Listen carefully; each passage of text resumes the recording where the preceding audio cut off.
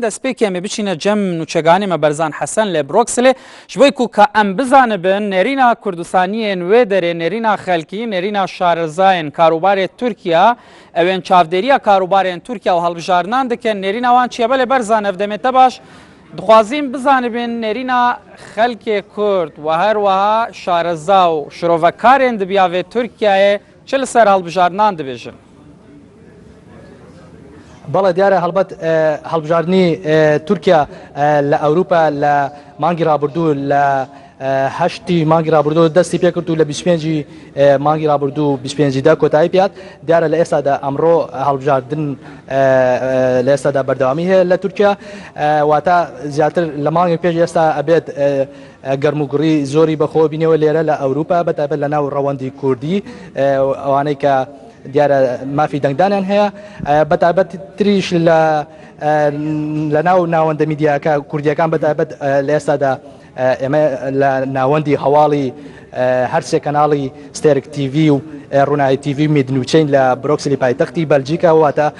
ئەم سێ کەناڵە ئاسمانیا نزیکە لە پارتی کرێکارانی کوردستان و هەروەها ژمارەی زۆر ڕەوەندی کوردی لێرە بینەری ئەم کەناڵانن دەمانێت قسە لەسەر ئەم هەڵبژارنەی تورکیا بکەین لەگەڵ شارەزایەکم لەگەڵە کە لە کاروباری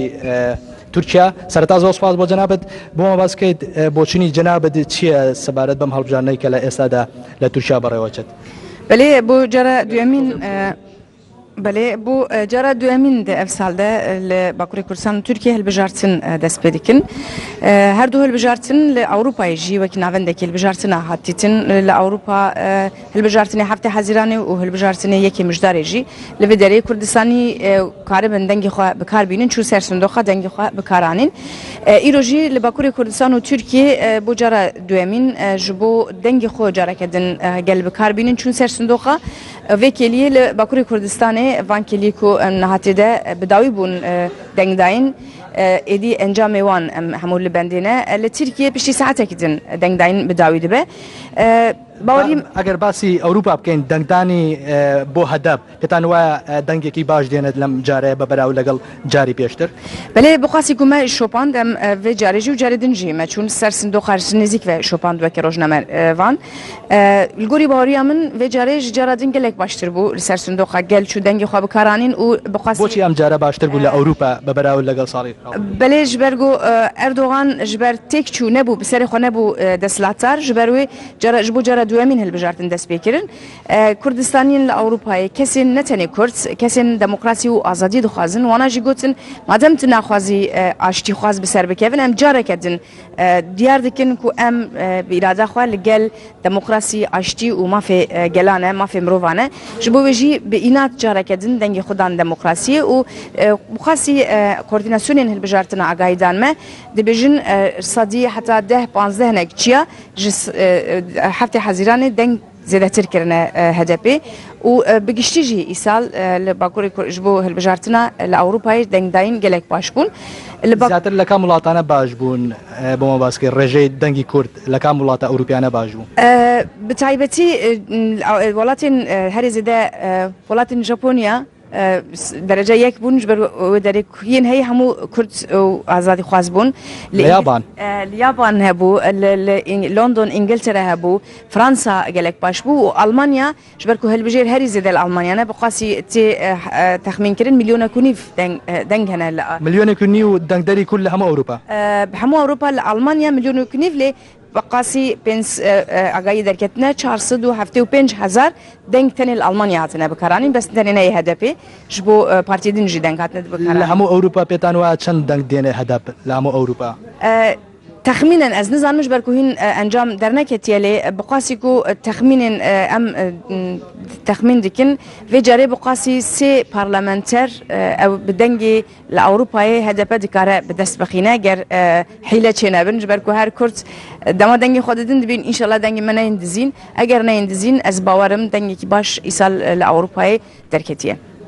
لا هەڵبژارنی پێشتر چەند دەنگیێنە چەند کورسیێنە کورسی پەرلەمانی لە ئەوروپای دوو یعنی لەسەر هەرەما بەلاکردن دوو پارلەمەنتەر یەن ئەوروپای دوو دەرخستن وێ جارێ دەبێژین گەرەکی ئەم سیاسە زیاتر دەربەخینن یان لە ئەوروپا ji بۆ دەنگداینێ هەدەپێ باوەریەکی وا هەیە ئیداکی هەیە زۆر سپاس بۆ جەنابەت زۆر سپاس بەڵێ دیارە ئێمە ئێستا ئەچین بۆ لای میوانێکی تر بەڕێز مەدەنی فەرحۆ کە ئەوی شارەزایە لە بواری کاروباری تورکیا سەرتا زۆر سپاس بۆ جەنابەت بۆمان باسکەی ئەم هەڵبژارنە چ کاریگەریەکی ئەبێت نا ئەv هەلبژاردنە گۆلە ترکیە و باکوڕی کوردستانێتی دیرۆکە ترکیە تەوادا هەلبژاردنە هەری گرنگە و دیرۆکی هەمج عالیە کورداوە هەمج عالیە گەلین لە ترکی و ترکشکێت ناودا ژبەرک و لە ترکیە ڕەوشەکە ئالۆز کوونها و دەسەلاتداریە ئاکەپێ وەکە سیستەمەکە ئەنتی دەموکراتیک تێب نافکردن و بتێکلیاوی ناوچەتەین داعشەرە و لە شەرێ سووریە دە شەرێ عێراقێدا و دتەقینێن داویە هەم لە ئەنقەرە لە هەمبەری متینگە ئاشتی و هەمجی لە هەمبەری هەلبژاردنە بەرینە هەفتەی حەزیران لە هەمبەری هەدەپێ دەردۆرێ 366 ئێریشان هاتەل دارخستن بەvê پێوانێ ئەکەپە لە ترکیە ڕەوشەکە گەلێکی خراپ و سیستەمەکە گەلێک خراپ ساز کردە گەلێن لە ترکیە بە پێشێنگیا کوردان و هەدەپێ لە دژی وێ سیستەمێ دخوازن کو دوێ هەلبژاردنێدا تەسیرێکە مەزنە بکەن و کارکتێری دەولەتی بگوهرن کاریگەری ئەمە هەڵبژارانە چیە بێت لەسەر ڕەوەندی کوردی لە وڵاتانی ئەوروپی بۆمان باسکەیت نا لە ئەوروپا بەشداربوونا هەلبژاردنێ کەسێن هەلبژێر کوچوونە سەر سندۆقا ژیە بەری هەفتەی حەزیرانی دناوبەرە 105 و دەهادا زێدە بووە ژبەرکو بۆچی ئەو زیاد بەێ ژبەرکو ئەو تەقیناک و لە هەمبەری میتینگە ئاشتیە پێک هات بوو سێدەماک و ڕوودێنا ئاکەپەیە ئەنتی دەموکراتیک بهتر بێخویاکردن و گەلێن لە ئەوروپاژی تەبی لەگەل یەن باکوورە کوردستانی و ترکیا شیارترن بێ پێوانێ بهتر چوون پرانیژێکی جیواکە عەلەوی بە ئۆتۆبوسە چوونە سەر سندۆقە و دەنگێ خۆدان دخوازن و بێ ڕەوشە ئالۆز و ئەنتی دەموکراتیک لە ترکیە بە دەنگێ خۆ بگهەرن ژبەرک و باندۆرەکە گەلێکی مەزن و هەژمارێکە زێدە کوردێن لە ترکیە و گەلێن لە ترکیە و کەسێن دەموکرات و ئاشتیخواز کوژی ترکیە نامۆڵاتی ترکی لە ئەوروپا زەحفن کەواتە پێتان وایە ئەم جارە هەدەب ڕێژەی لە سەدا سێزدەش تیاپەڕێنێت یعنی تەبی گۆری ئانکێتن لێکۆلینان کوتێنەکردن حتا vێکێ لیکێش سەدی 13.8 کێمتر نەبووە هەنێک ژێکێ دەبێژن سەدی 14 و بهتر وی ئەو کەلگۆری تەخمینێک و ئەم دەکەن و چوونە سەر سندۆکان ئەگەر حیلا و دەک و دۆلابێن ئاکەپێ و کۆنتراین تێکلیاوانات بن سیوانە میتا ئیستخباراتە ترکێدا کار دکن حیلا بکنجی سندۆق بینە ڕەواندنجی ممکن نەکو ڕێژەیە دەنگێنجی هەدە پێرە بچن سەدی 13 کێمتر ببن زۆر سپاس بۆ جەنابەت دیارە وەکو دوو میوانە ئەمەژام پێکرد کە چاوەڕوان دەکرێت ڕێژەی هێنانی دەنگ بۆ هەدەب لە ئەوروپا ئەم جارە بە بەراو لەگەڵ هەڵبژاردننی مانگی حوزیران زیاتر بێت بەڵێ بەرزان حەسەن نوچەکان ئێنارتی لە بروکسل گەلەک سپاس بۆ زانیاریەنتە ئەمێ بەردەوام